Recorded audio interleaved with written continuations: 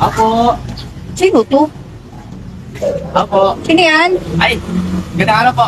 Pwede Ano po yan? magtanong, ma'am? Ano yan? Nabayaran nyo na po yung wifi nyo? Ay, bakit na tinatanong kuya? Hindi naman kita kilala. Ay, kapitbahay niyo po ako. Doon lang po nakatira sa kabilang kanto.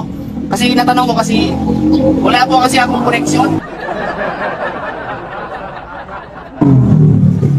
Hindi na po ako makakonect sa internet. O tapos? Nabayaran nyo na po yung internet nyo? Hindi pa. Pero sa amin tong internet na to, paano naman nagkaroon ng connection sa iyo? Hindi po. Ganito po yan kasi, ma'am. Yung internet nyo, yung nasa loob ng bahay, inyo po yun. Yun po yung babayaran ninyo. Oo. Tapos, yung wifi na lalabas sa bahay ninyo, libre na po yun. Putang ina.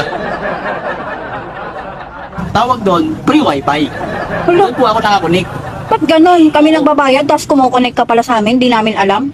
Bayaran na lang po ha. Kasi work from home kasi ako. Kailangan ko na internet para makapagtrabaho. Okay lang po ba yun? Ay, kasalanan pa pala namin yun. Na ano? Hindi po yung kasalanan. Sabi ko lang po, pinapaalalahan ko lang po kayo na bayaran nyo na yung internet nyo. Para parehas tayong makagamit ng wifi. Wala kaming kamalay-malay. Kami nagbabayad, tapos ikaw nakikiconnect ka, hindi namin alam. Ngayon ko lang nalaman. Hindi po. Kasi sabi ko nga po, yung babayaran lang, yung nasa loob ng bahay. Pero maglabas sa bahay nyo yung wifi, libre na. Doon po ako nakunik sa libre, free wifi ba? Ma'am, Grabe ka kuya, trespassing yata yung ginagawa mo. Hindi po yung trespassing, ma'am. Kasi libre wifi nga po eh. Free wifi? Para wala na po tayong pagawayan, matapos na tayo, bayaran nyo na lang po ha. Gunggong! Barinig kita sa mukha!